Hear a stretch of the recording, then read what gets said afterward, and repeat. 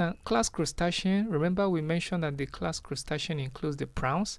Now, they are aquatic free-living animals, and they include the crabs, the lobsters, the prawns, the barnacles, the water fleas. And it has a head and a thorax which is often fused. So instead of having three separate segments, we now have the head and the thorax that are joined together, so we call it the cephalothorax. And the abdomen has 11 segments. Now, a crustacean has chitinous exoskeleton that may have calcareous material, that is, materials made up of or impregnated with calcium. So it helps to strengthen the exoskeleton. Now, a crustacean carries out gaseous exchange through gills because they are mostly found in the aquatic environment. Now, this is a typical example of a crustacean. Here we have a representative organism, the prawn. Now we have class insecta.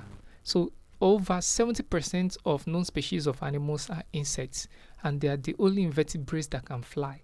Most insects feed on plant materials, while some feed on animal tissues and waste. Insects have well-developed head, thorax, and an abdomen, unlike the crustaceans that have the head and the thorax fixed. Now here, in the insecta, they have separate head, thorax, and an abdomen, and the head has 6 segments bearing pair of jointed antennae, which helps them to feel, and compound eyes and mouth parts. Now the thorax has 3 segments each bearing a pair of jointed appendages or jointed walking legs, and the abdomen has 11 segments and may have sensory and reproductive structures. Now, insects carry out gaseous exchange by means of a network of open air tubes called trachea. This can be found inside the body. Here we have examples of insects like ants, butterflies, beetles, aphids, grasshoppers, and a lot of them more. And a representative organism for the insects is the grasshopper that we have on the screen here.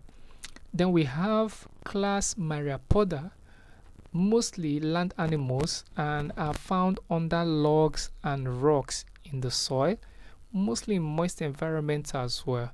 Myriapods has a head and a long segmented body, and the segment bear a pair of walking legs in centipedes and 2 pairs of walking legs in millipedes.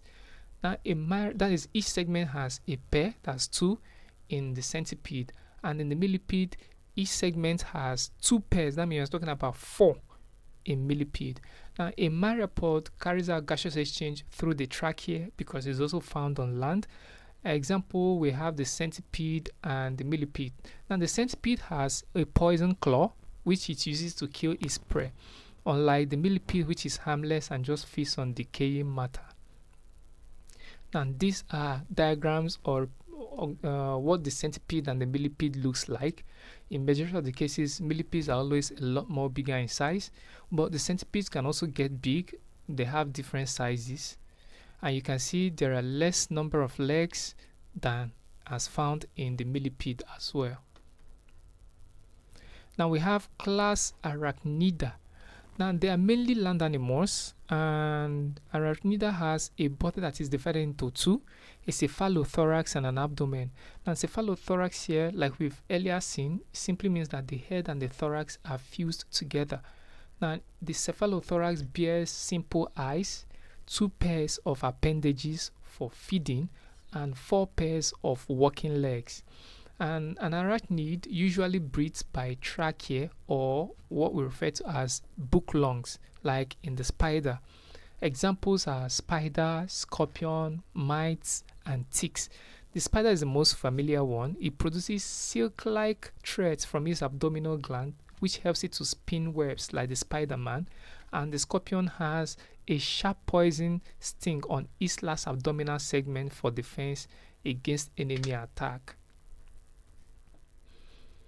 And this is a typical diagram of a spider, a representative organism of the class arachnida.